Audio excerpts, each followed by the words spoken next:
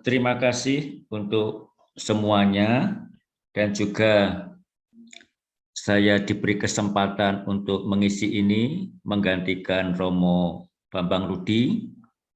Ya, karena hanya pengganti makanya bisa memberikan apa yang saya tahu karena saya pendatang baru di kelompok ini. Nah, tema yang kita pakai adalah ambil bagian dalam hidup Tuhan. Di dalam bacaan tadi diperlihatkan sebuah kontras antara pikiran Allah dan pikiran manusia. Pikiran manusia itu tentang sukses, tentang keberhasilan, tentang prestasi. Tapi pikiran Allah itu adalah tentang jalan menempuh, jalan derita atau jalan salib. Sebelum di bagian teks itu, perikop yang dibacakan tadi, Petrus dipuji oleh Yesus karena Petrus mengungkapkan bahwa Yesus adalah anak Allah yang hidup. Tapi dari teks yang kita dengarkan setelah dipuji, Yesus mengatakan, penyalah engkau iblis. Dan di dalamnya dikatakan tentang ada dinamika. Kalau kita mau mendapatkan sesuatu, kita akan kehilangan. Tapi kalau kita berani kehilangan, kita akan mendapatkan. Maka syarat mengikuti Tuhan dikatakan adalah menyangkal diri, memanggul salib, lalu mengikuti Yesus. Kita itu mau mengikuti Yesus, ambil bagian dalam hidup Yesus, tetapi kita tidak mau menyangkal diri, memanggul salib. Kita mau yang serba enak, serba beres, serba mudah. Tapi kita ingat syaratnya adalah apa? Menyangkal diri, memanggul salib. Dan itulah hidup kemuridan kita, menjadi murid. Ambil bagian dalam hidup Tuhan tidak lain dan tidak bukan adalah menjadi murid Tuhan. Maka saya memulai dengan kutipan ini.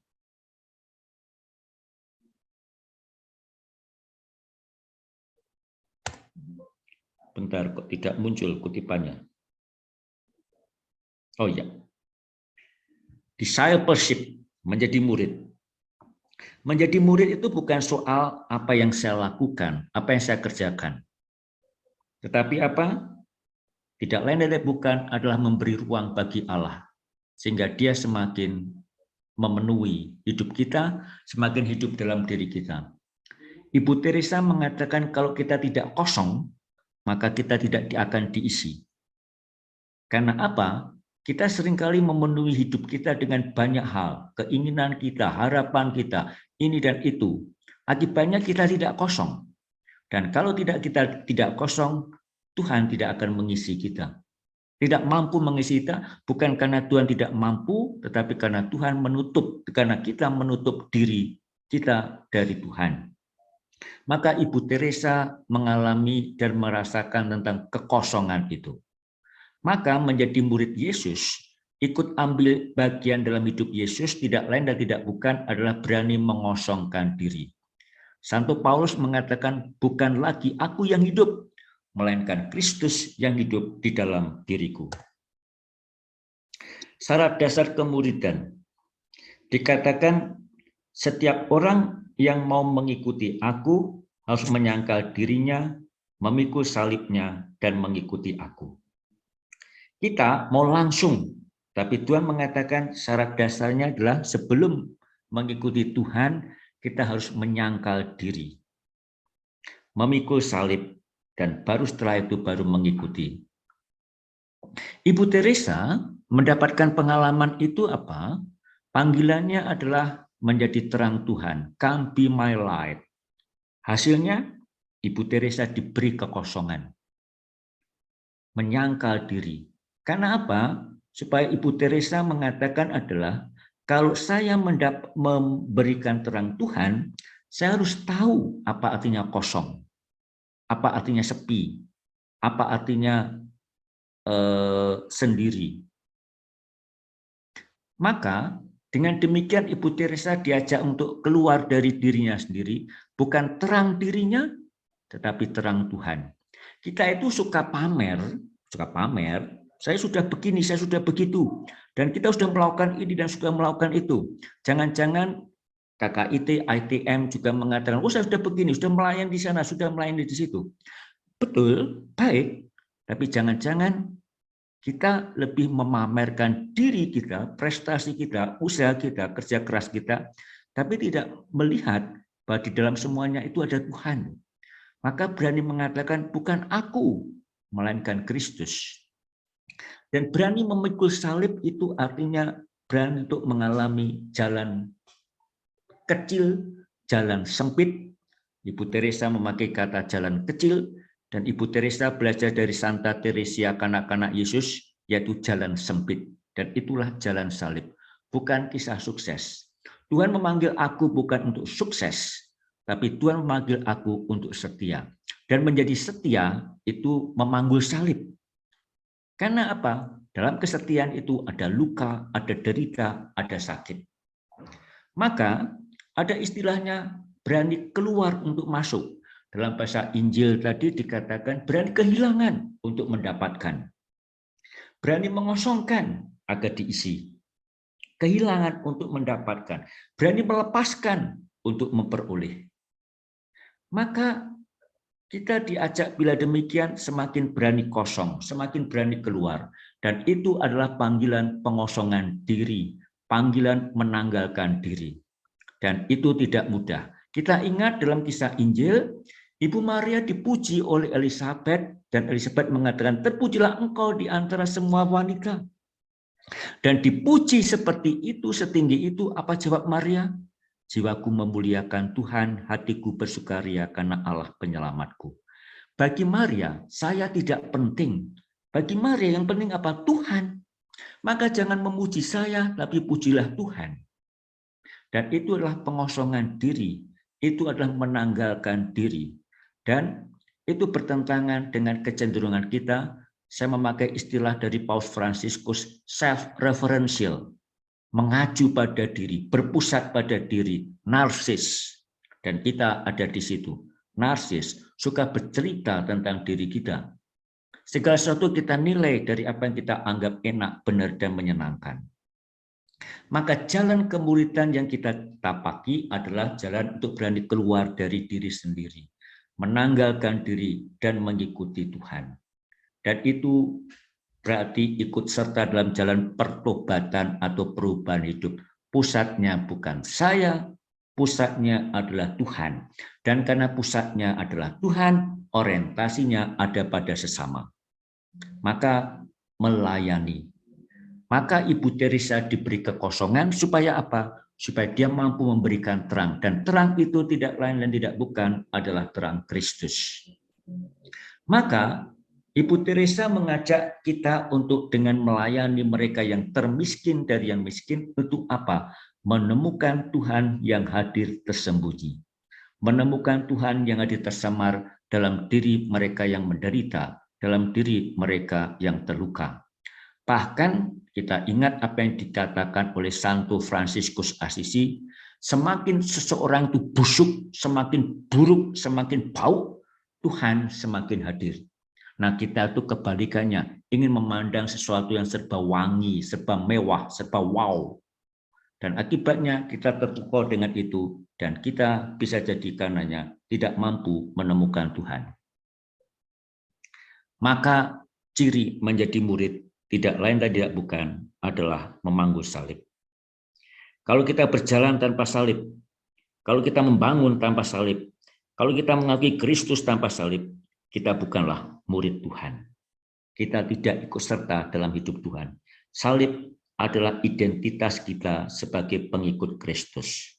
Bukan sekedar sebagai simbol, membuat tanda salib, membuat memakai kalung salib, tetapi juga menjadi penanda identitas. Dan memanggul salib merupakan proses perjalanan hidup beriman kita. Memanggul, kita mengikuti Yesus itulah memanggul salib. Tanda dan ciri khas kita orang Kristiani memanggul salib.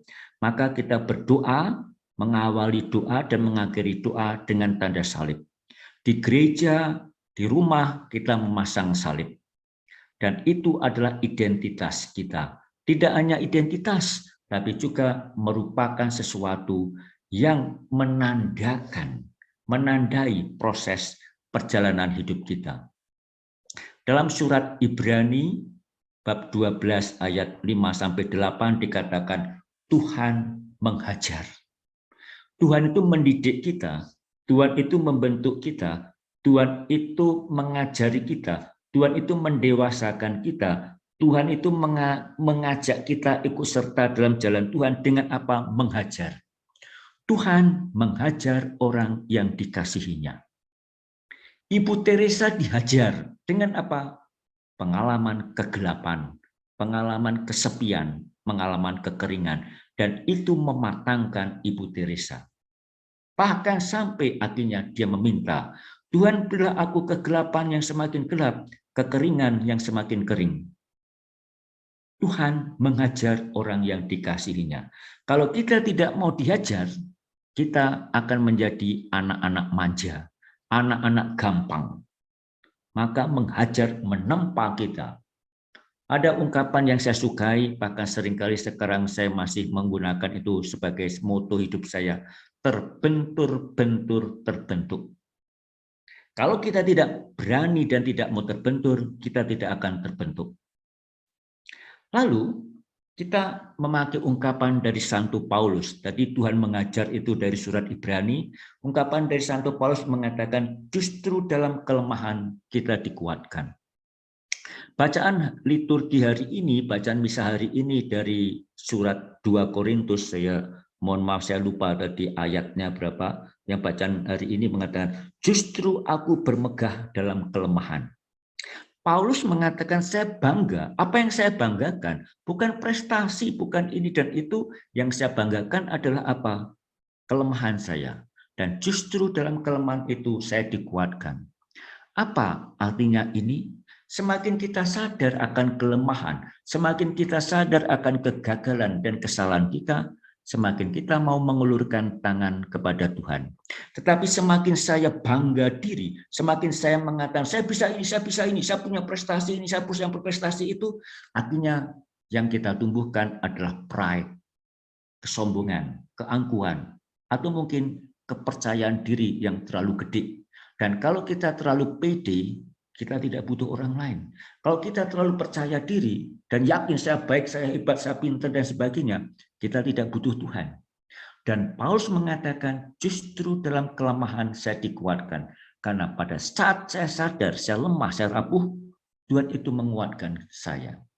Pada saat Ibu Teresa mengalami kekeringan, kekosongan, dan kesepian, di situ dia sadar saya butuh Tuhan.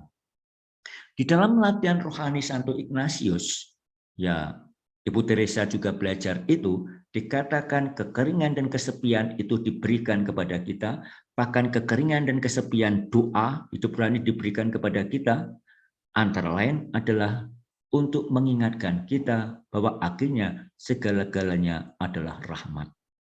Segala-galanya adalah rahmat. Itu yang pokok. Bukan usaha saya, bukan upaya saya, tapi segala-galanya adalah rahmat. Dan menjadikan kita sadar bahwa kita bergantung kepada Tuhan.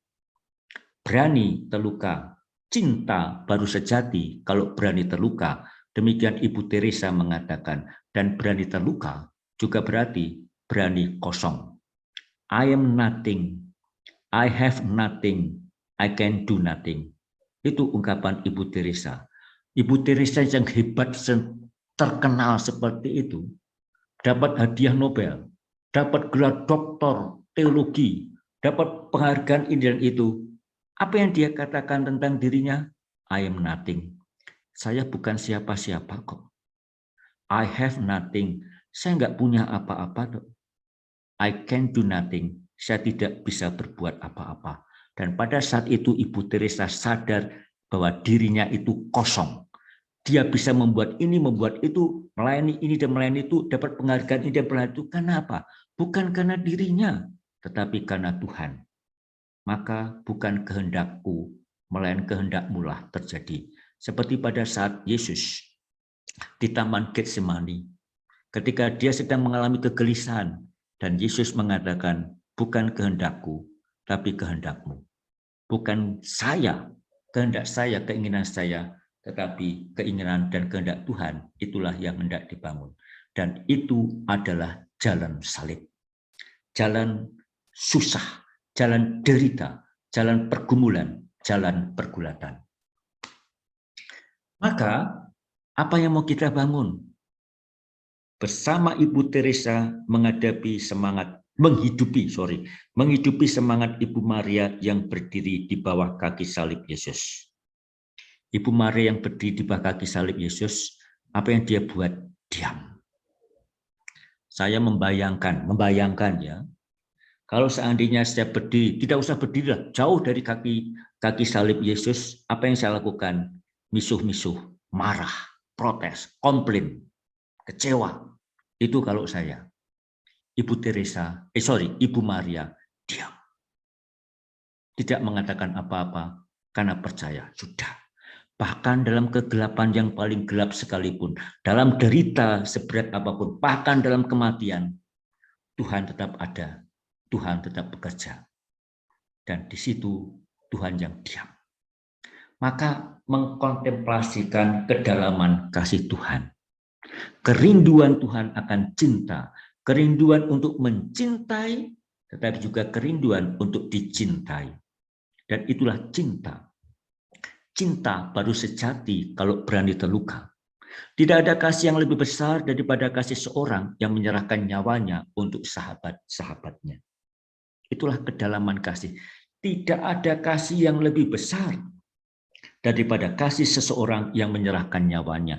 Maka kasih Yesus adalah kasih yang paling besar, kasih yang paling dalam. Dan tidak hanya itu, dia menyatakan, seorang Allah loh, menyatakan aku haus. Haus karena dia mengosongkan diri, merendahkan diri, bahkan sampai wafat di kayu salib. Dan dia ingin meminta minum kepada kita, meminta air kepada kita. Untuk apa? Supaya kita berani dan mau mengungkapkan cinta kita kepada Tuhan. Tapi apakah kita membalas cintanya itu? Apakah kita membalas pengorbanan diri Yesus? Tidak. Kita malah memberikan kepadanya air cuka. Sesuatu yang asam. Maka yang kita balaskan kepada Tuhan dari cinta Tuhan tidak lain dan tidak bukan adalah penolakan kita. Bukan cinta, tapi kita menjauh dari Tuhan. Maka kita diajak melepaskan dahaga Yesus dengan doa, dengan pewartaan, dengan tindakan kasih. Maka perjumpaan pribadi dengan Yesus tersalib yang haus. Belajar dari Ibu Maria dengan apa? Pertama-tama berdiri di bawah kaki salib. Berdiri di bawah kaki salib. Tidak menolak salib. Diterima dengan diam, dengan kepasrahan, dengan ketulusan, dan dengan harapan. Sementara para murid pergi dan lari, takut. Maria berani berdiri dengan diam. Tidak tahu apa yang akan terjadi, namun dia percaya bahwa ini bukan akhir dari segala. Luka dan derita bukan akhir dari segala. Pergumulan hidup, perjuangan hidup, pergulatan hidup, itu akan berakhir dalam keindahan. Maka berdiri di bawah kaki salib itu adalah menjadi sumber kesatuan dan pertumbuhan. Di dalam gereja dikatakan sakramen-sakramen gereja itulah sakramen yang mengalir dari air dan darah yang menetes dari lambung Yesus yang ditusuk tombak pada saat Yesus terpaku di kayu salib. Dan air dan darah itu menjadi sumber kesatuan dan pertumbuhan gereja, menjadi sumber sakramen-sakramen gereja, terlebih sakramen Ekaristi, dan menjadi pertumbuhan gereja. Keberanian untuk menanggung salib. Maka ada ungkapan di dalam tradisi gereja, tetesan darah para martir menyuburkan iman gereja. Keberanian dan kerelaan hati banyak orang-orang untuk mengorbankan dirinya sebagai murid Kristus itu menyuburkan iman kita. Ibu Teresa mengalami kemartiran bukan dengan dibunuh, tapi kemartiran Ibu Teresa adalah kemartiran karena dia mau berani menjadi kosong, menjadi sepi, dan menjadi kering. Maka ikut Tuhan, ambil bagian dalam hidup Tuhan tidak lain dan tidak bukan. Contoh paling nyatanya adalah menapaki kemuridan Maria. ada sebuah istilah dalam bahasa Latin, nggak usah dihafalkan. Juxta crucem cum Maria, berdiri di bawah salib bersama Maria. Itulah menjadi murid Tuhan, berdiri di bawah kaki salib bersama Maria. Dan mempersembahkan diri pada rasa haus Yesus. Itu panggilan kemuridan kita, mempersembahkan diri pada rasa haus Yesus, melegakan rasa haus Yesus yang tak terbatas. Apa artinya? Mau mencintai dan mau dicintai. Dan dengan apa? Love begins with smile. Mulai dengan senyum. Love begins at home. Mulai dari rumah. Dan itulah, bahkan Ibu Teresa mengatakan penyakit terbesar orang bukan lepra, bukan kusta, bukan jantung, bukan COVID, bukan apa. Penyakit terbesar umat manusia adalah haus akan cinta. Maka kita diajak ikut serta menyembuhkan dunia ini, menyembuhkan luka dan sakit dunia ini dengan mencintai. Tapi tidak hanya dengan mencintai, tapi terlebih juga dengan mau untuk dicintai. Dan itu diwujudkan dalam kebersamaan. Maka Ibu Teresa mendirikan Missionary of Charity. Lalu juga ada kelompok kerabat kerja Ibu Teresa. Dan Ibu Teresa itu membangun hidupnya di dalam dan di bawah gereja, bersama uskup, bersama paus, bersama seluruh gereja. Maka KKIT ITM pun adalah bagian dari gereja. Maka KKIT ITM pun diajak ikut serta dalam gerak dan dinamika gereja. Tidak berdiri sendiri, tidak jalan sendiri, tapi menjadi bagian dari gereja. Karena gereja inilah yang diwariskan dan diberikan Kristus kepada dunia ini. Sampai Tuhan di kayu salib mengatakan kepada Maria sambil memandang muridnya, inilah anakmu. Dan mengatakan kepada muridnya, inilah ibumu. Jadi Ibu Maria menjadi ibu kita, dan Maria dipercaya oleh Yesus untuk menemani dan membimbing gereja. Artinya kita diajak hidup dalam kebersamaan, hidup dalam persekutuan, hidup di dalam persaudaraan, hidup di dalam kekerabatan, hidup di dalam kebersamaan. Mengikuti Tuhan, ambil bagian dalam hidup Tuhan, berarti memanggul salib, ikut serta di bawah kaki salib, ikut serta memanggul salib dalam dan dengan kebersamaan, dalam dan dengan bersama yang lain. Memberi dari kekurangan. Saya memakai ungkapan dari Ibu Teresa. Saya belajar memberi bukan karena saya punya banyak, tetapi karena apa? Karena saya tahu bagaimana rasanya tidak punya apa-apa. Dan itu dialami oleh Ibu Teresa, diminta oleh Tuhan memberikan terang, cahaya Tuhan, dan dia diberi kekosongan dan kegelapan. Kenapa? Ternyata Tuhan ingin mendidik dan mengajari Ibu Teresa, kamu tidak mungkin menjadi cahaya kalau kamu tidak tahu apa artinya kosong dan apa artinya gelap.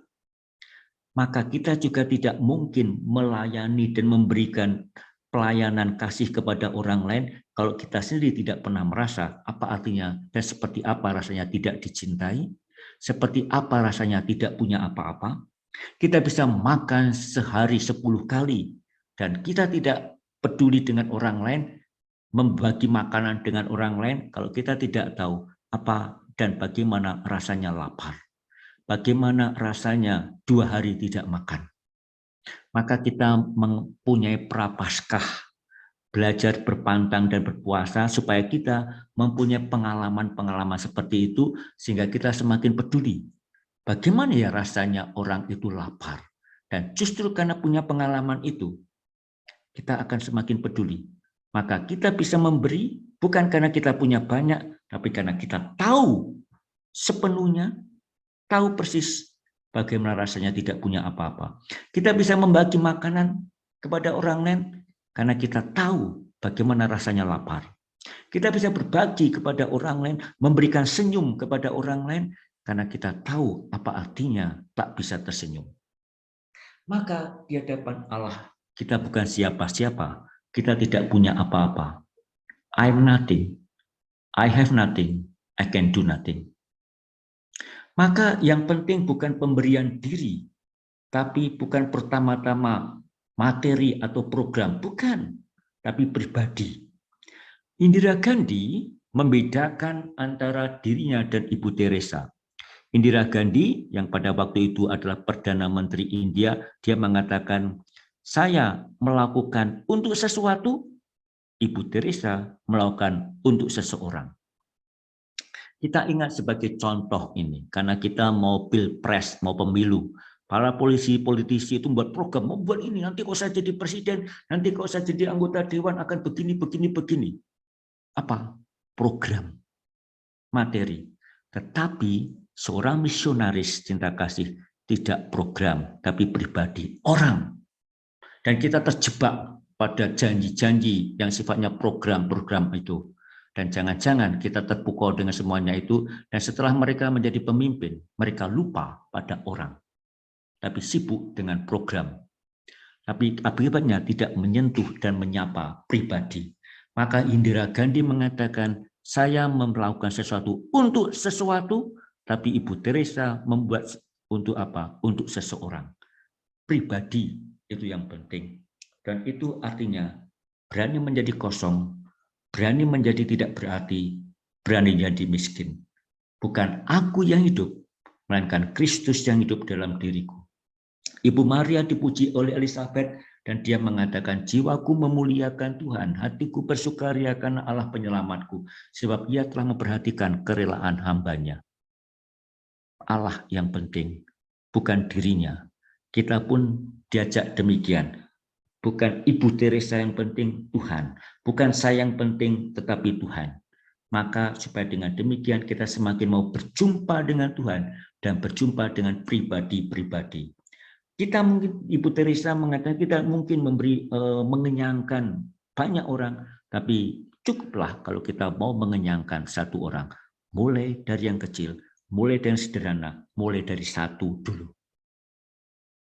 Nah, pengorbanan menjadi nyata. Semakin menjadi nyata kalau kita mau berani terluka. Maka kita harus berani mengosongkan dirinya, memberikan diri sepenuhnya, seutuhnya kepada Tuhan. Dan dia akan melengkapi dan memenuhi semuanya itu. Bahkan akan melengkapi kita untuk hal-hal yang lebih besar. Supaya dengan demikian, kita tahu bahwa kita lebih mengandalkan cintanya, kasihnya, daripada kelemahan kita. Kita semua lemah, tapi kita lebih mau mengandalkan Tuhan. Di dalam doa terkenal dari Santo Ignatius Loyola, ambillah ya Tuhan kemerdekaanku, kebebasanku, kehendakku, pikiran. Kita mengatakan Tuhan ambil semuanya itu dan berilah aku cinta dan rahmat-Mu, cukup sudah bagi. Kemakin kita merasa tidak punya apa-apa, kita akan semakin menemukan cinta Tuhan. Semakin kita merasa tidak bisa melakukan apa-apa, kita akan semakin melihat cinta Tuhan. Sehingga kita sadar pada saat kita rapuh, pada saat kita lemah, kita akan mampu menemukan cintanya, kasihnya. Maka ambil bagian dalam hidup Tuhan, nggak usah jauh-jauh. Mulai dari mana? Mulai dari yang kecil saja. Senyum, love begins with smile. Mulai dari senyum dulu saja. Mulai dari yang sederhana, yang paling dekat at home. Mulai dari diri sendiri. Kita tidak akan mampu mengubah dunia, tapi kita mampu memulainya dari diri sendiri. Tidak usah nyuruh-nyuruh orang lain, tapi mulailah dari diri sendiri. Dari yang kecil dan sederhana, perhatian, sapaan. With smile at home. Maka do small things with great love. Lakukan hal yang biasa dan sederhana dengan cinta yang besar. Dan ini sangat tidak mudah karena kita suka bermimpi tentang hal-hal yang besar. Karena kita suka memuja artis. Putri Aryani, wah semua orang memuja dan sebagainya. Tapi kita tidak melihat pengorbanan-pengorbanan yang dibuat orang tuanya sehingga dia bisa menjadi sukses. Semoga dia berhasil. Bagaimana dia dengan tekun menemani dan mendidik putrinya yang mempunyai hambatan karena tidak bisa melihat. Tapi kita hanya melihat hasilnya, tapi tidak melihat pengorbanan dan perjuangan yang dibuat oleh orang tua dan keluarganya. Dan itu menunjukkan cinta dari orang tua. Bahkan orang tua rela untuk pindah kerjaan, pindah rumah, dan ini dan itu.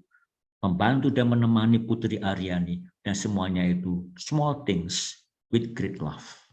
Dan kita juga diajak demikian. Lakukan sesuatu yang kecil-kecil saja. Gak usah mimpi yang gede-gede. Biasanya kita hanya mimpi yang gede-gede karena mimpinya kegedean, akhirnya kita tidak berbuat apa-apa. Tapi kita mulai dari yang kecil, yang biasa, yang sederhana, perhatian yang kecil-kecil. Mak Swani itu memberi perhatian saya yang kecil-kecil. Setiap kali mau berjumpa dengan saya, Bu Swani selalu membawa koin untuk ngerokin saya. Itu perhatian kecil, tapi great love. Walaupun membuat saya kesakitan punggungnya, tapi dia memberikannya dengan penuh cinta. Maka Ibu Teresa mengatakan, saya tidak setuju dengan hal-hal yang besar, cara-cara yang besar dalam melakukan hal-hal tertentu. I do not agree with the big way of doing things. Tidak usah cari yang gede-gede, yang biasa saja. Be faithful in small things, because it is in them that your strength lies. Artinya apa? Tetap setia dengan melakukan hal yang kecil, yang biasa, karena dalam disitulah letak kekuatan kita. KKIT, ITM, jangan bermimpi buat hal yang besar, tetapi kekuatan KKIT, ITM adalah di mana letak kekuatannya? Kesetiaan, ketekunan untuk melakukan hal-hal yang kecil-kecil, yang sederhana. Itulah letak kekuatannya. Sedangkan kita seringkali membuat program yang besar, yang begini, akibatnya bubar semua. KKIT dibubarkan oleh Ibu Teresa karena mimpinya yang gede-gede, melakukan aksi ini dan aksi itu. Akhirnya kehilangan apa? Kehilangan small things. Be faithful in small things. Itu. Nah, maka karena kita suka bermimpi yang gede-gede, kita suka melihat dan mengharapkan perubahan ini, perubahan itu, yang gini. Dan Ibu Teresa tidak melihat itu. Ibu Teresa mengatakan yang saya lakukan itu bukan satu yang hebat-hebat kok. Maka dia mengatakan apa yang dilakukan hanya meneteskan setetes air di lautan. Tetapi kalau saya tidak meneteskan setetes air itu, lautan tetap kurang satu tetes. Yang kita lakukan itu sebenarnya bukan yang hebat-hebat, yang biasa saja, dan bisa jadi tidak dipandang, tidak dilihat. Maka KKIT, ITM harus berani menjadi orang yang tidak dipandang, tidak dilihat, tapi tetap setia melakukan itu. Karena apa? Yang kita lakukan hanyalah seperti meneteskan setetes air di lautan. Tetapi kalau saya tidak meneteskan setetes air, lautan itu akan kurang satu tetes.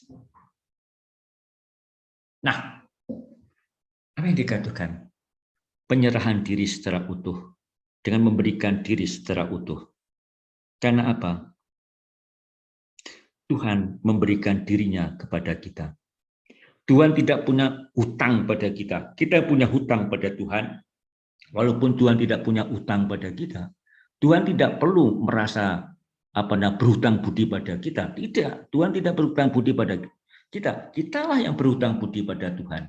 Dan justru karena itu dia memberikan diri. Dan kalau dia memberikan diri pada dia tidak berhutang budi pada saya, masa sih saya tidak memberikan diri pada Tuhan? Masa sih saya tidak mengatakan ya kepada Tuhan? Masa sih saya tidak ambil bagian dalam hidup Tuhan? Masa sih saya tidak mengikuti Tuhan? Dia sudah mencintai saya kok. Masa saya diem aja, cuek, nggak peduli? Maka di bagian akhir ini, apa artinya menjadi bagian dari hidup Tuhan? Artinya apa? Menyangkal diri, mengosongkan diri, berani masuk dalam malam gelap. Ibu Teresa masuk dalam malam gelap itu. Pengalaman kekeringan, kesepian, kegelisahan, merasa ditinggalkan oleh Tuhan, merasa doa-doanya tidak didengarkan oleh Tuhan, malah bertanya, apakah surga itu ada? Di manakah engkau Tuhan? Masuk dalam malam gelap. Dan istilah malam gelap ini dipelajari oleh Ibu Teresa dari pengalaman Santo Yohanes Salib, dari tradisi spiritualitas Karmelit. Mistik Yohanes Salib dan Teresia Avila.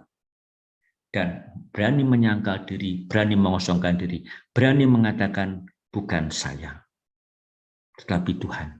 Masuk dalam malam gelap, masuk dalam pengalaman kekeringan.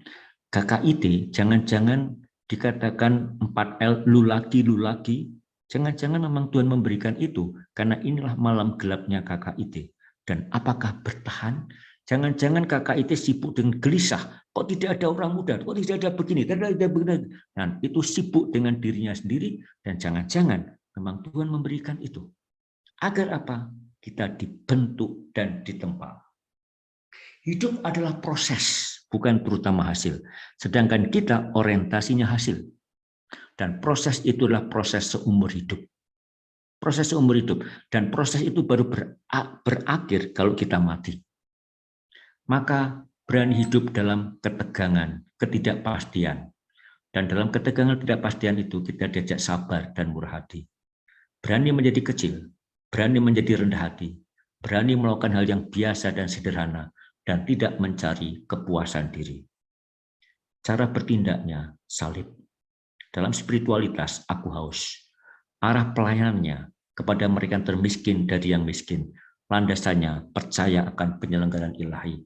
Kita seakan-akan tidak berbuat banyak, seakan-akan tidak berbuat sesuatu yang hebat, tapi kita percaya bahwa penyelenggaraan ilahi itu ada, penyelenggaraan ilahi itu nyata. Ini yang bisa saya berikan sebagai bahan. Maka menjadi setia dalam hal-hal yang kecil. Karena disitulah letak kekuatan kita. Amin.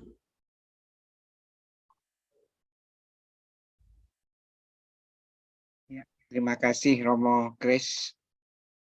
Karena hari ini banyak ya yang saya dapat, ya tentunya juga para kerabat dan juga para sahabat ITM ya. Oke, mungkin bisa dinyalakan dulu video dan suaranya. Nanti saya akan membuka dengan tanya jawab. Dan mungkin kalau ada yang mau sharing boleh ya, yang berkaitan dengan apa yang tadi sudah dibawakan oleh Romo Kris. Jadi malam ini kita mau ambil bagian dalam hidup Tuhan ya. Itu yang tadi Romo Kris berikan pada kita. Banyak yang saya highlight mestinya ya, seperti contoh yang sudah kita diberi teladan ya oleh Ibu Teresa, dan dia juga meneladani Bunda Maria yang di bawah salib. Dia berdiri dengan diam gitu ya. Itu yang hening, itu yang tadi saya dengar awal-awal ya. Dan semakin di belakang banyak hal juga yang ini. Oke, mungkin sebelum kita lanjutkan dengan sharing, apakah dari teman-teman ada yang mau bertanya atau mau sharing? Silahkan, saya buka ya. Suaranya bisa dibuka dulu semuanya. Rosa mungkin bisa dibuka kan? Sudah. Sudah ya. Sudah. Teman-teman silahkan bisa membuka suaranya. Oke, Pak Fran. Oke, Pak Fran. Silahkan Pak Fran. Ya, selamat malam Romo Kris. Selamat malam. Iya. Ya. Romo, saya sebagai KKIT kadang-kadang kita mau belajar bagaimana mengosongkan diri ya. Tapi banyak sekali kerikil-kerikil tajam atau hambatan dan godaan. Romo, itu bagaimana mengatasi hal tersebut, Romo? Terima kasih, Romo. Ya, terima kasih. Justru kalau tidak ada hambatan, tidak ada godaan, itu malah kita harus bertanya. Karena kan kita mengatakan memanggul salib. Pasti ada itu. Saya memakai contoh ya, contoh yang saya sukai. Santo Filipus Neri. Filipus Neri itu kurang lebih zaman abad ke-16. Filipus Neri ini terkenal di Italia karena ini pelindung orang muda, pelindung pelawak. Orangnya lucu, orangnya sabar. Tapi yang menarik, ketika muda, dia tuh emosional, mudah marah dan cepat marah. Lalu dia tuh berdoa, Tuhan berilah saya kesabaran. Dan Tuhan mengabulkan doa Filipus Neri itu. Bagaimana cara Tuhan mengabulkan doa Filipus Neri supaya dia menjadi sabar? begitu dia keluar dari kapel, begitu dia keluar dari gereja, Tuhan itu mengirim teman-temannya, dan temannya ngeledekin, bully dia. Munafik lu, sok soleh lu, sembahyang mulu. Hari berikutnya juga demikian, Tuhan berilah saya kesabaran. Dan terus begitu, dari hari ke hari, minggu ke minggu, bulan ke bulan, tahun ke tahun. Dan setelah itu dia sungguh belajar menjadi sabar. Ternyata Tuhan itu mengabulkan doa kita dengan memberikan apa? Tantangan, cobaan. Karena apa? Tuhan menguji. Kita itu kan maunya mohon itu serba gampang, serba enak tuh. Langsung jadi instan. Tapi Tuhan tidak percaya dengan itu. Karena apa? Jangan-jangan kita tidak teruji. Seperti dalam surat Ibrani, Tuhan menghajar orang yang dikasihinya. Tetapi saya kadang-kadang bertanya demikian juga tentang diri saya. Jangan-jangan Tuhan tidak mengabulkan doa saya. Karena apa? Karena saya tuh tiap hari intensinya beda. Kemarin minta ini, besok minta ini, sekarang minta itu, beda-beda. Akhirnya daftarnya banyak sekali, Tuhan bingung. Apa sih yang dimaui orang ini? Nah, Filipus Neri dari hari ke hari, minggu ke minggu, bulan ke bulan, tahun ke tahun, mintanya hanya satu. Tuhan berilah saya kesabaran. Dan dia gagal, minta lagi, gagal, minta lagi, gagal, minta lagi. Itulah pengalaman dalam bahasa Ibu Teresa, pengalaman kegelapan dan kekeringan Filipus Neri. Dan Ibu Teresa mengalami itu. Dia mengalami kegelapan dan kekeringan. Padahal diminta menjadi cahaya. Tapi yang diberikan kegelapan. Maka dia bertahan di situ. Mau lihat yang itunya. Maka kalau kita mengatakan bahwa sering mendapat bentar kok ada suara. Mana segini? Enggak banyak dong. Ada. Romo. Ya. Ya, sudah, silakan Romo. Ya. Nah, kita bagaimana caranya kalau kita ada kerikil, ada ini dan itu, caranya satu, bertahan sajalah. Karena berjalan salib itu ada luka, ada jatuh, ada derita. Dan menjadi sabar. Sabar itu kan bahasa Inggrisnya passion. Dan passion itu akar katanya pasio. Dan pasio itu jalan salib. Ternyata untuk belajar menjadi sabar itu seperti berjalan salib. Dan kita seringkali tidak sabar. Dan jujur, saya sendiri sering gagal. Tidak sabar, suka marah, suka uring-uringan. Bu Sinta, Bu Tres itu tahu. Ngambek tiba-tiba, menghilang. Nah, maka belajar terus-menerus. Sampai kapan? Tidak tahu. Sampai Tuhan memberikan. Maka kalau diberi kerikil, diberi hambatan tantangan, itulah berarti Tuhan mendidik kita, berarti Tuhan mengabulkan doa kita, permohonan kita. Karena kita diuji sejauh mana kita berani dan sejauh mana kita setia. Tidak gampang ya. Terima kasih Romo. Sama-sama. Ya, pastinya susah ya Romo untuk untuk menerima itu sebagai sebagai kekuatan ya. Jadi kayak tadi digoda terus gitu ya. Tapi Tuhan ingin menghajar kita katanya Romo ya, supaya kita semakin kuat ya. Oke, silakan siapa yang mau tanya lagi ya. Silahkan bisa angkat tangan atau langsung. Bu Lindri ini sudah siap nih kelihatannya kalau dari lihat ininya. Silahkan Bu Lindri. Belum Pak Win. Oh belum. Saya kira sudah siap-siap ya. Oke. Bu Linda mungkin. Bu Linda dari Padang. Belum Pak Win. Belum ya. Belum. Oke, kalau belum saya mau tanya dulu Romo. Iya. Tadi Romo bilang ya, kita tidak boleh narsis lah istilahnya ya, menyombongkan diri gitu. Bagaimana kita tahu Romo bahwa sharing kita itu kepada orang lain itu bukan sesuatu yang untuk menyombongkan diri gitu, tapi lebih untuk memuliakan Tuhan. Gitu. Nah, itu gimana kita sebagai orang yang sharing nanti untuk membedakan, yang tahu kan dirinya sendiri, Romo. Ya. Jadi mungkin itu pertanyaan saya tadi kan Romo ngomong banyak kita yang mungkin pamer lah dan sebagainya gitu.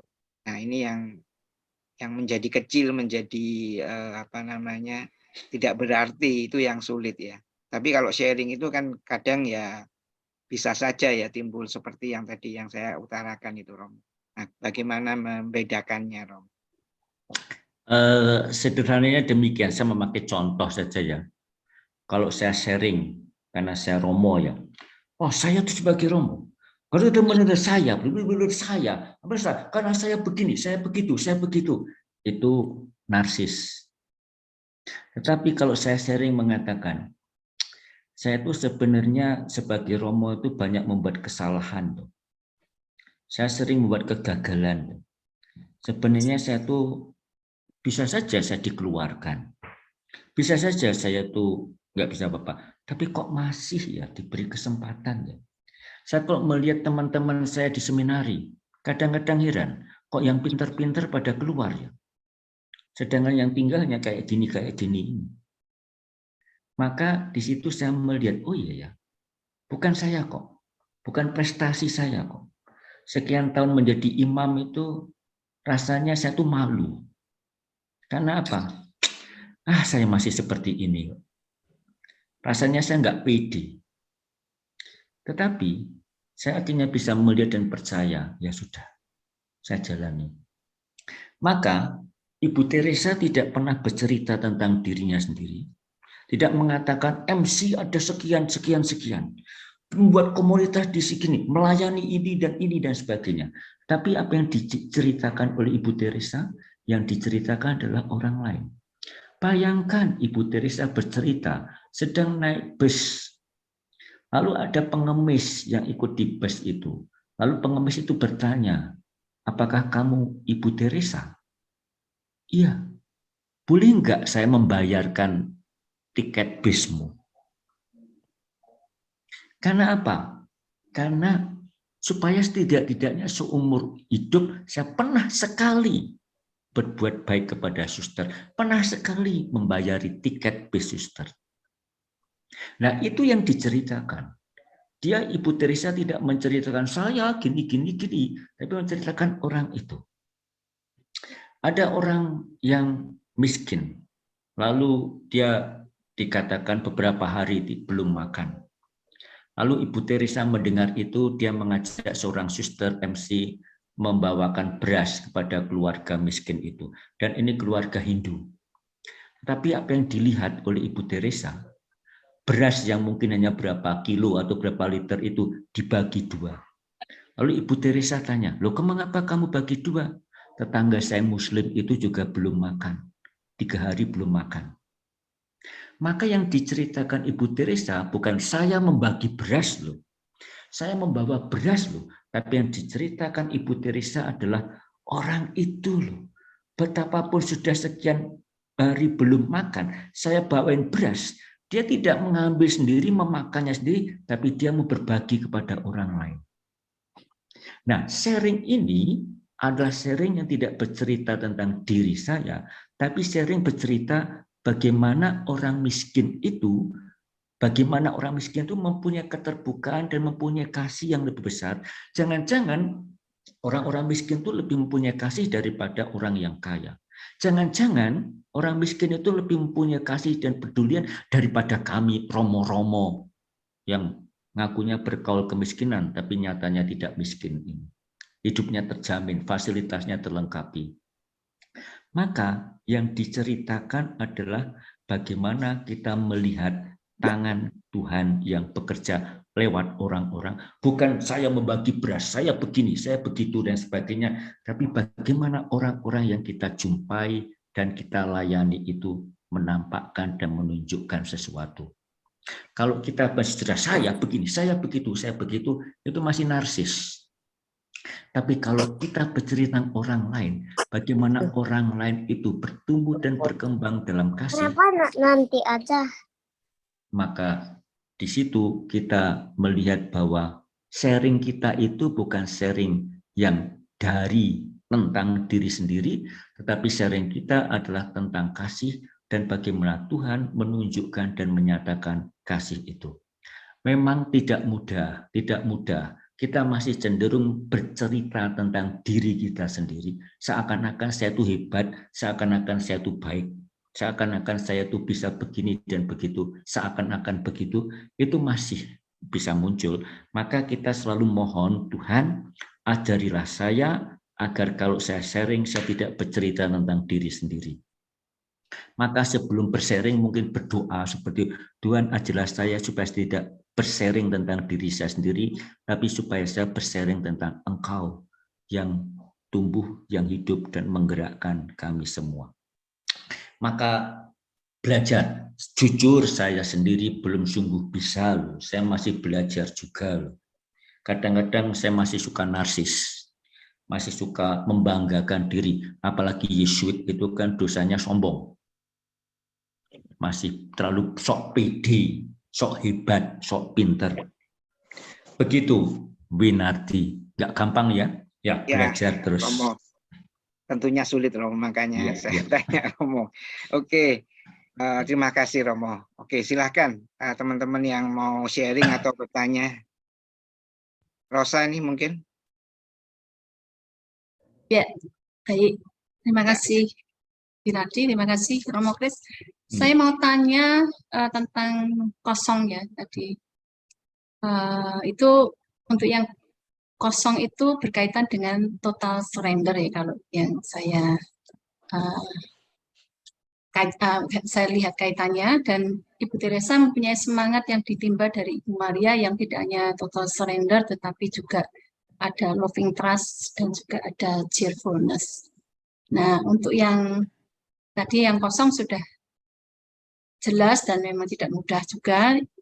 Mohon Romo jelaskan yang dua, loving trust dan cheerfulness, itu yang menyemangati karya dari Ibu Teresa yang ditimba dari Ibu Maria. Kemudian yang kedua tadi yang kaitannya dengan cobaan ya. Cobaan itu sepertinya datang dari Tuhan, sepertinya. Kalau yang tadi Santo Philip Neri itu dicobai ya untuk bisa menjadi sabar. Nah, tetapi di 1 Korintus bab 10 ayat 13 kan sebenarnya bukan, kalau diartikan bukan dari Allah sendiri yang mencobai ya, tetapi ada yang mencobai. Tapi Allah tidak membiarkan kita dicobai melebihi apa yang kekuatan kita atau kemampuan kita gitu, dan Allah memberikan jalan keluarnya ya dari 1 Korintus bab 10 ayat 13. Jadi sebenarnya pencobaan itu datang dari siapa ya? Iblis mungkin ya? Atau siapa? Itu saja Romo, 2 pertanyaan. Terima kasih. Tuhan tidak pernah bisa melakukan sesuatu yang jelek karena Tuhan sangat baik. Tuhan tidak pernah melakukan sesuatu yang negatif. Cobaan dalam arti yang negatif itu tidak pernah bisa berasal dari Tuhan, karena nggak mungkin Tuhan memberikan cobaan, godaan. Kalaupun ada, itu dari iblis atau juga dari diri kita sendiri, kekurangan dan kelemahan dan keraguan kita. Tetapi dalam kasus Filipus Neri, Tuhan tidak memberikan cobaan, Tuhan memberikan didikan dan tantangan. Maka di dalam doa Bapa kami, dan kita akan berdoa, janganlah masukkan kami dalam cobaan. Itu di Italia dan di Perancis sudah sedikit diubah dengan mengatakan janganlah biarkan kami jatuh dalam cobaan. Jadi jangan biarkan jatuh, supaya kalau ada cobaan, ada godaan, saya tidak jatuh. Maka terkait dengan apa tadi, loving trust, mau dikatakan demikian, Ibu Maria, Ibu Teresa, dan banyak orang-orang suci itu, saya contoh yang menurut saya paling sangat jelas itu tentang para martir itu loh. Para martir. Setahu saya ya, para rasul yang kemartirannya paling tragis dan paling kejam itu Santo Andreas. Karena dia disalib dengan X itu dan ditarik sehingga tubuhnya itu pecah, terbagi menjadi 2. Dan dia dibuat itu selagi dia masih hidup. Tetapi di tengah semuanya itu dia diam kok, tenang saja kok. Enggak marah, dalam bahasa karena saya orang Jawa, tidak misuh-misuh, tidak maki-maki, diam saja. Santo Stefanus yang dalam Kisah Para Rasul, ketika dimartir, dilempari batu, dia malah mendoakan mereka yang melempari itu. Ini orang yang mempunyai kepercayaan sungguh, total surrender pada Tuhan. Dan percaya bahwa cinta Tuhan itu tidak akan pernah pudar dan tidak akan pernah hilang. Betapapun pada saat yang berat, sulit, menyakitkan sekalipun, cinta Tuhan tidak akan pernah pudar. Maka Ibu Maria pun berdiri di bawah kaki salib Yesus dengan diam, dengan hening, karena dia percaya. Ini kehendak Tuhan. Walaupun saya tidak mengerti mengapa terjadi seperti ini, tapi ya sudah, ini kehendak Tuhan, ini jalan Tuhan. Sudah diterima saja dengan penuh kepercayaan dan penuh harapan. Ini bukan akhir dari segala-galanya. Maka seringkali dikatakan bahwa Yesus setelah bangkit pertama kali menampakkan diri kepada Maria ibunya, walaupun tidak tercatat dalam kitab suci. Yang tercatat dalam kitab suci kan Yesus menampakkan diri pertama kali kepada Maria Magdalena. Ingat loh, bukan kepada Petrus loh, Maria Magdalena. Dan coba kita bayangkan, Maria Magdalena, perempuan. Pada masa itu perempuan itu tidak mungkin berjalan sendiri. Keluar rumah sendiri tidak mungkin. Apalagi pagi-pagi. Tapi Maria Magdalena pergi ke makam Yesus. Ingin berziarah ke makam Yesus. Dan ini sungguh sebuah keberanian. Seorang perempuan pagi-pagi ke makam. Saya saja kalau suruh pagi-pagi ke makam nggak berani kok. Makam Girisonta saya malu berani. Karena tidak mengerikan. Tapi pagi-pagi benar. Dan ini makam orang yang disalib loh. Dan dijaga. Dia pergi ke sana. Karena apa? Cinta itu yang lebih besar. Bukan ketakutan. Sehingga cintanya akan Yesus itu mengalahkan ketakutan itu. Lalu ketika melihat makam itu batunya terguling, dia kaget dan segera lari mencari Petrus. Dan Petrus dan Yohanes pergi ke makam. Dan mereka berdua melihat, oh ya kosong, oke. Habis itu pulang. Tapi Maria Magdalena tidak mau pulang. Dan akhirnya dia berjumpa dengan Yesus. Apa? Cinta itu. Yang menjadikan tetap mau bertahan, walaupun tidak tahu apa yang terjadi, walaupun nanti bagaimana Maria Magdalena bertahan di makam Yesus, datang ke makam Yesus dan bertahan. Petrus dan Yohanes pulang, Maria Magdalena bertahan. Karena apa? Cinta.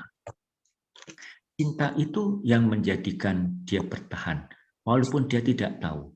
Ibu Teresa, karena mengalami dan merasakan cinta Tuhan lewat panggilan yang diberikan, betapapun mengalami kekosongan, betapapun kekeringan, walaupun doanya kosong dan kering, dia bertahan. Saya kadang-kadang membayangkan ya, kalau saya diberi pengalaman seperti Ibu Teresa, sudah langsung depresi kok saya. Itu kalau saya, maka saya tidak pernah diberi yang berat-berat, karena Tuhan tahu saya orang yang nggak kuat. Nah, Ibu Teresa diberi itu dan dia bertahan, terus memohon, bahkan apa? Semakin tekun dalam berdoa. Di dalam, mohon maaf karena saya Yesuit ya, latihan rohani Ignatian, bukan karena saya itu kan Ibu Teresa itu kan dididik dalam semangat spiritualitas Ignatian waktu masih remaja maupun juga pada waktu menjadi biarawati Loreto, bahkan suster-suster MC pun dididik dalam tradisi Ignatian, retret agung juga, retret Ignatian.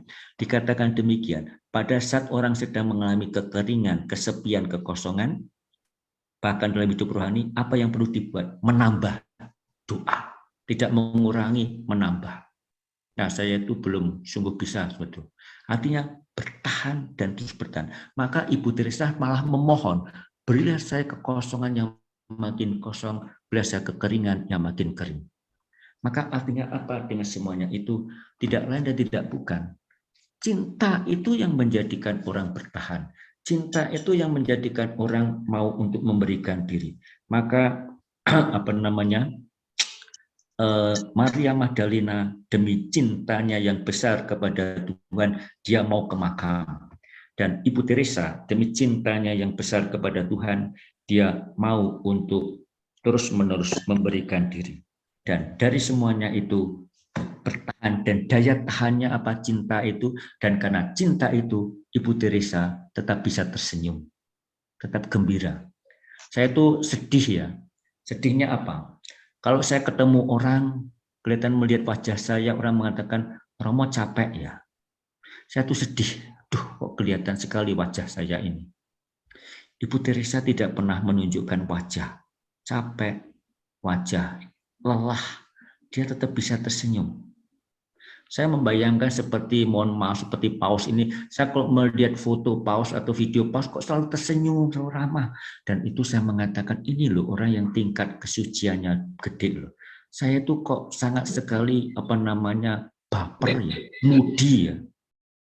Kalau capek kelihatan, kalau marah kelihatan, kalau lagi jengkel kelihatan. Itu ibu-ibu KKIT senior-senior itu tahu persis itu. Maka Ibu Tris itu kan menjewer saya kalau itu. Artinya apa? Belum bisa untuk sungguh, sudah. Akhirnya yang penting apa? Yang penting bukan saya, tapi cinta Tuhan, kesetiaan Tuhan. Maka Tuhan memanggil kita bukan untuk sukses, tapi untuk setia. Sementara kita masih pengen sukses, dan seakan-akan kriteria itu sukses. Kalau sukses, saya tertawa dan tersenyum. Tetapi kalau mengalami kesulitan, cemberut, tidak bisa tersenyum, marah. Nah, rahasianya di mana? Menurut saya rahasianya karena orang mengalami dan merasakan cinta itu. Merasa dicintai oleh Tuhan dan merasa mencintai Tuhan. Ibu Maria mengalami itu, para kudus mengalami itu, Ibu Teresa mengalami itu. Ingat, Tuhan bertanya kepada Petrus, apakah engkau mengasihi aku lebih dari segala sesuatu? Dan jawaban Petrus, ya. Walaupun Petrus sadar akan kegagalan, kesalahan, kebodohannya, tapi Petrus mengatakan, ya. Dan gembalakanlah domba-dombaku. Akhirnya, memakai ungkapan para kudus, banyak para kudus termasuk Ibu Teresa mengatakan akhirnya kita akan dinilai dari apa? Dari sejauh mana kita itu memiliki kasih, memiliki cinta. Kurang lebih begitu, Rosa. Apakah ini menjawab atau tidak? Saya kurang tahu. Iya, untuk cheerfulness berarti akibat dari loving trust ya, Romo. Ya. Akibatnya itu bisa. Ya. Saya menyerahkan diri penuh dengan kasih, kepercayaan ditandai dengan kasih, maka saya itu dalam situasi kondisi yang tidak menyenangkan pun tetap tenang, ceria, tetap bisa tersenyum. Baik, terima kasih. Sama-sama. Oke, mungkin ada yang mau tanya lagi. Tadi Oma Tris disinggung loh sama Romo. Mau tanya Romo, Oma.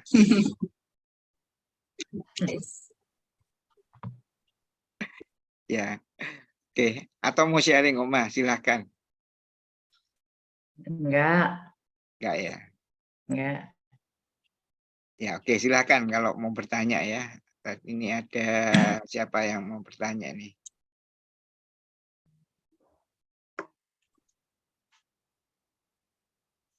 Atau mau sharing nih kok malah diam semua ya mau. Takut ya mau sama Romo nih kelihatannya. Masa sama anak kecil ini takut? Nah, ini Bu Koni sudah mulai ini. Silakan Bu Koni ya. Sem-sem. Ya, ayo mau Bu Koni, silakan Bu Koni. Selamat malam Romo. Selamat malam. Pertama kali ini saya melihat Romo Kris. Waduh. Luar biasa Romo. Belum Nah, pernah ya. lihat Bu Koni? Belum pernah. Baru sekali ini. Oh, belum Ya. pernah. Oh iya. Saya soalnya banyak ngumpet Tertangkap basah ini. ngumpet di belakangnya Bu Tris. Terus Romo. Putus terus.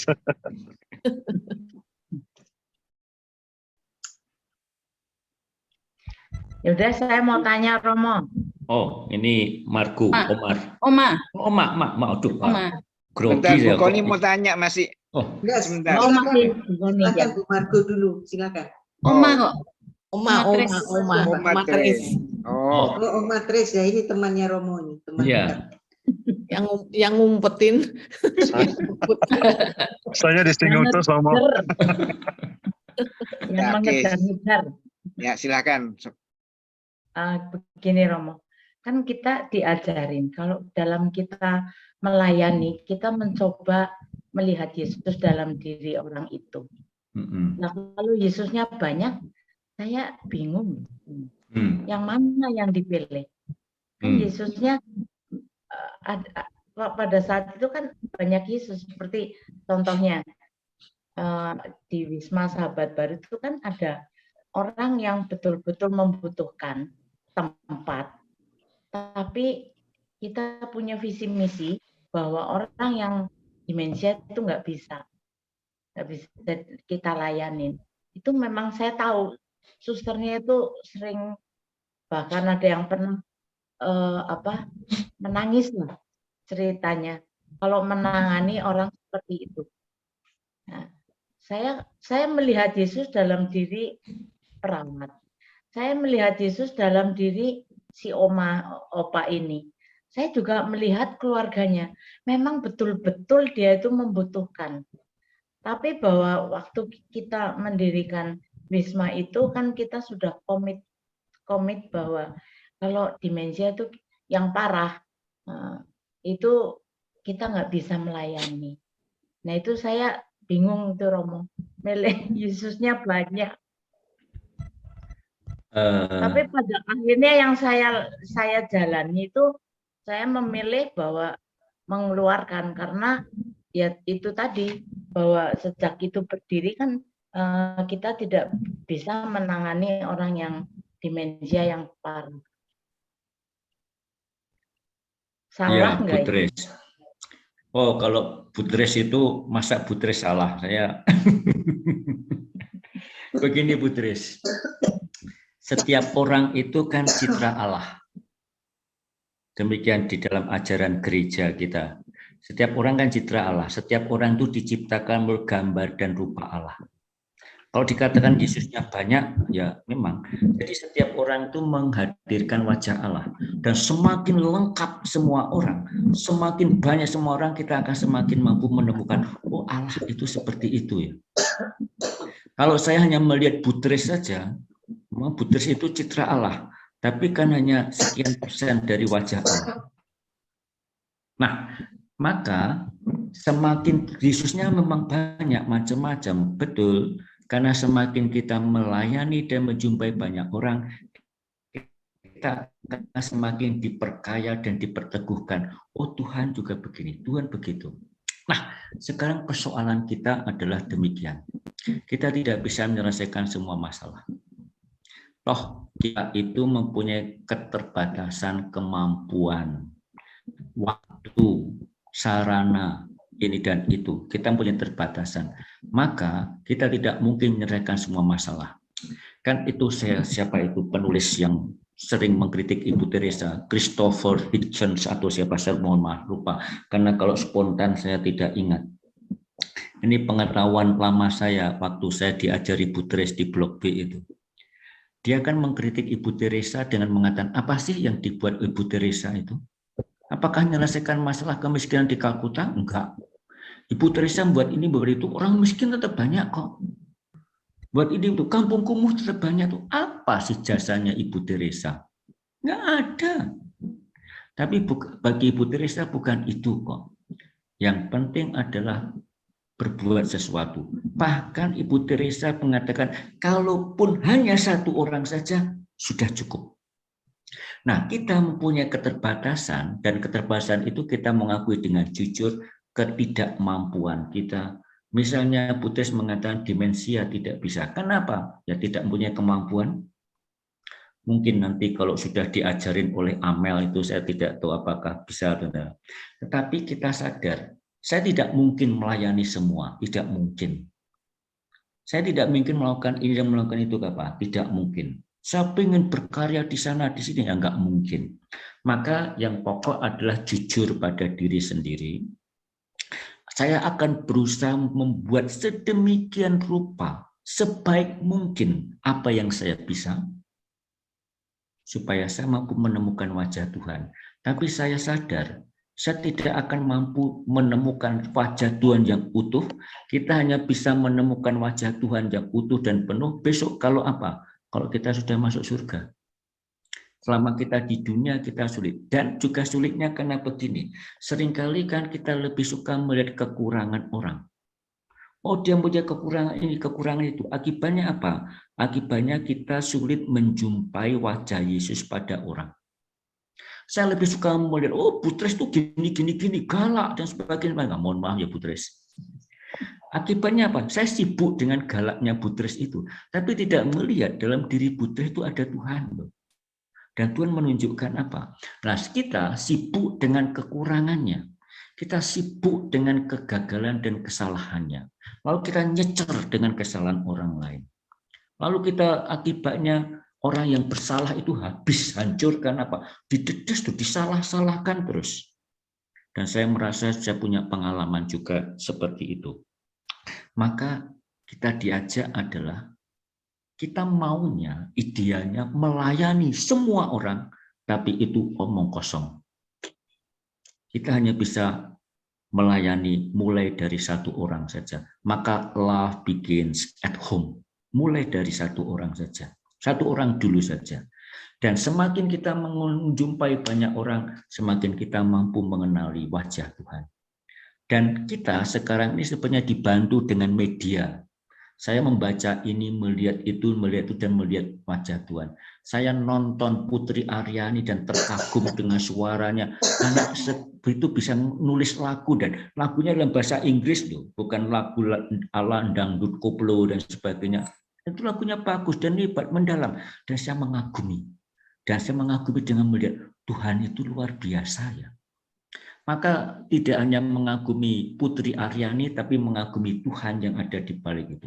Membaca cerita bagaimana keluarganya, orang tuanya berkorban demi anaknya itu, dan mengagumi, luar biasa. Tuhan bekerja juga pada orang itu.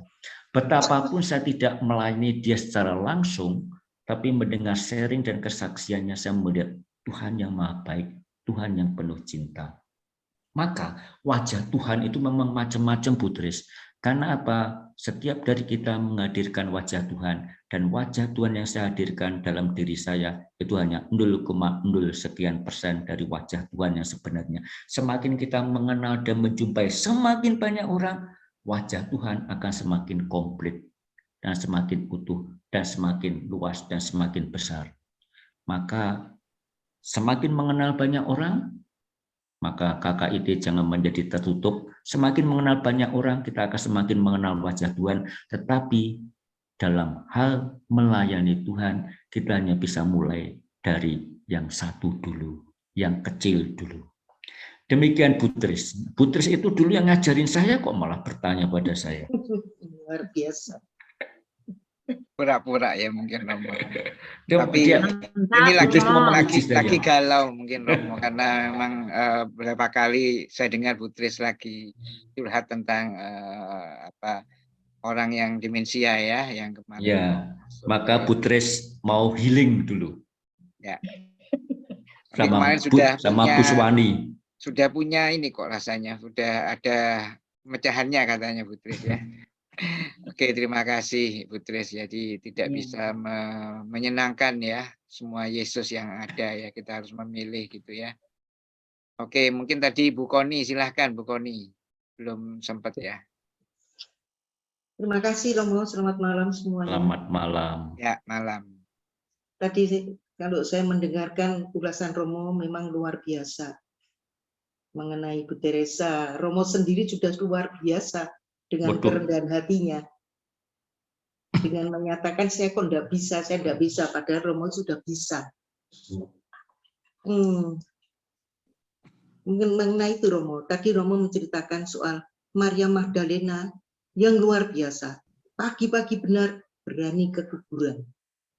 Terus kemudian dia yang pertama kali, pasti Bunda Maria memang, tapi di dalam Injil adalah Maria Magdalena. Kemudian yang saya boleh agak menyimpang Romo. Saya itu mengenai perkawinan di Kana. Jadi Tuhan Yesus menyatakan, karena Bunda Maria menginginkan, tolong mereka kehabisan anggur. Bagaimana ini? Saatku belum tiba. Tuhan Yesus mengatakan demikian. Tetapi Bunda Maria tetap lakukanlah apa saja yang dia suruh. Kemudian pelayan-pelayan itu, akhirnya Tuhan Yesus menyuruh. Nah, pada saat mengatakan, saatku belum tiba, itu pasti ada sesuatu, Romo. Bukannya, kalau menurut saya, bukannya Tuhan Yesus kemudian melakukan apa saja permintaan Bunda Maria. Bagaimana, Romo, kalau misalnya saatku belum tiba ini adalah saatku belum tiba, Ibu, itu adalah Tuhan Yesus menyatakan bahwa bisakah kamu melepaskan aku sebagai anak biologismu, bahwa aku adalah anak Bapa di surga. Jadi dalam hal ini Tuhan Yesus itu dalam kata-kata saatku belum tiba, tapi Bunda Maria itu begitu eratnya hubungannya dengan Tuhan Yesus, dia ngerti. Oh ya, langsung dia melepaskan ia sebagai anaknya. Anak yang biologis, bahwa ia Tuhan Yesus adalah anak dari Bapa. Karena itu, Bunda Maria langsung menyatakan, lakukanlah apa saja yang dikatakan oleh putraku. Kemudian Tuhan Yesus, ya sudah, berarti Bunda Maria sudah melepaskan dia sebagai anak biologisnya dan menyerahkan, iya ini anak Bapa di surga, silakan. Jadi di situ ada ikatan yang luar biasa antara Bunda Maria dan Tuhan Yesus. Sehingga Tuhan Yesus mengerti bahwa bundanya sudah mengerti bahwa dia anak Bapa di surga. Jadi Bunda Maria melepaskan sehingga terjadi mukjizat pertama. Karena kerelaan Bunda Maria bahwa ia sudah, Tuhan Yesus sudah, Bunda Maria bisa melepaskan dia sebagai anak Allah Bapa, putranya. Sebagai putra Allah Bapa. Bagaimana menurut Romo? Terima kasih, Romo. Terima kasih, Ibu Koni. Begini, saatnya belum tiba. Saatnya saat apa sih? Di dalam tradisi Yohanes, saat itu adalah saat di mana Yesus mengungkapkan dan menyingkapkan kealahannya. Ya. Ini saat. Dan saatnya itu di mana dan kapan Yesus sungguh menyingkapkan kealahannya? Disalib. Pada saat tanda petik Allah yang tiada, Allah yang tidak menampakkan dan menyatakan diri.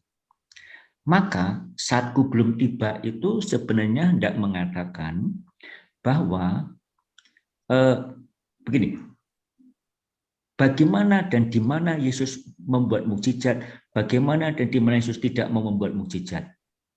Yesus membuat mukjizat untuk menunjukkan kealahan, daya ilahi. Tapi bagi orang yang tidak mau menerima Yesus itu Allah, Yesus tidak mau membuat mukjizat. Kenapa? Enggak ada gunanya. Maka mukjizat itu adalah di mana Yesus memperlihatkan dan menyatakan kealahannya. Tetapi yang menarik dari kisah Kana ini, selain Maria itu, yang punya hajat kan tidak tahu anggur ini dari mana. Ya. Maka tetap misteri bagi yang punya hajat. Yang tamu-tamunya juga tidak tahu, kok anggurnya makin enak ini. Harusnya anggur yang enak dulu dikeluarin, lama-lama yang tidak enak. Kok sekarang yang lebih enak daripada yang tadi? Maka di dalam tradisi Katolik dikatakan, tradisi Katolik ya, mengapa Maria itu disebut Bunda Perantara? Karena apapun yang diminta oleh Bunda Maria, kalau Bunda Maria itu melihat ini baik, dia akan memintakan kepada Yesus dan Yesus akan mengabulkan. Mengapa dalam tradisi Gereja Katolik banyak sekali penampakan-penampakan Maria?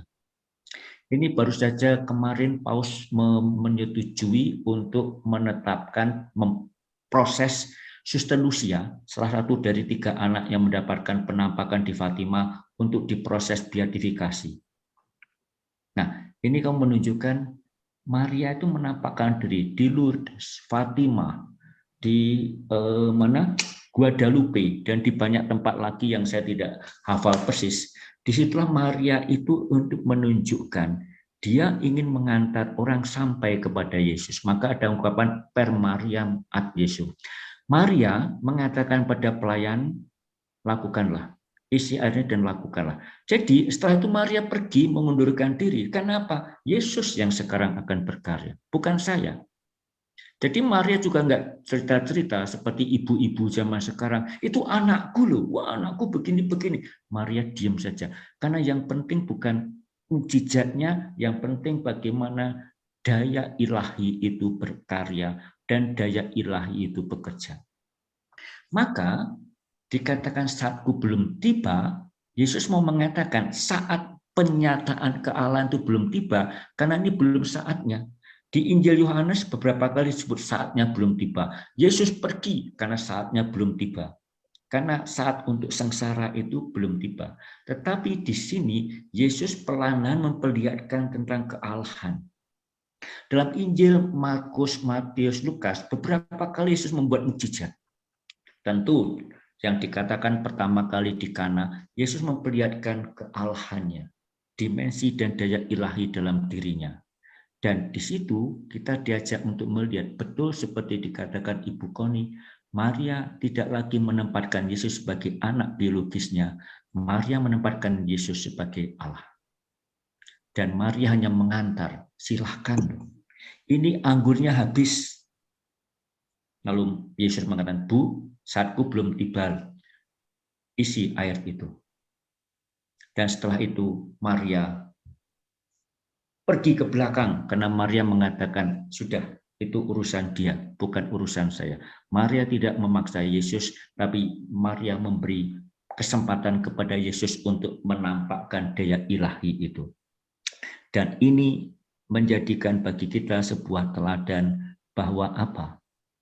Kita seperti Maria, silahkan Tuhan. Kalau Tuhan mau melakukan, terima kasih. Kalau Tuhan tidak mau melakukan, tidak apa-apa. Jadi Maria tidak memaksa Yesus. Maria mengatakan, silahkan isi tempayan itu, silahkan. Kalau Yesus mengatakan enggak, ya sudah, tidak apa-apa. Tapi di situ Yesus memperhatikan ibunya. Ya, karena ibunya tahu bahwa anaknya itu, Yesus itu adalah anak Allah, karena dia dikandung dari Roh Kudus, maka Yesus tahu bahwa ibunya ingin menunjukkan kepada kita semua bahwa apa? Daya ilahi Roh Kudus di dalam diri Yesus itu bisa berkarya dan Maria menjadi perantara untuk itu. Dan disinilah menariknya kisah mukjizat itu. Bagaimana anak dan ibu itu menjadi jalan bagi terwujudnya rahmat. Dan kita juga punya banyak orang-orang suci yang lainnya. Ibu Teresa itu juga menjadi sarana bagi Tuhan untuk menunjukkan dan menyatakan rahmat. Tetapi orang Katolik sangat mengatakan yang paling pertama dan terutama adalah Ibu Maria. Saya tidak ingat ada istilah tentang itu, tentang Maria sebagai perantara utama dalam tradisi Katolik. Lalu ada juga Santo Yosef. Maka itu menjadi sesuatu yang menarik. Mukjizat pertama-tama bukan sesuatu yang magic. Mukjizat pertama-tama ingin menunjukkan dan menyatakan daya ilahi yang bekerja. Maka bukan pertama-tama air menjadi anggur, tapi pertama-tama daya ilahi yang bekerja.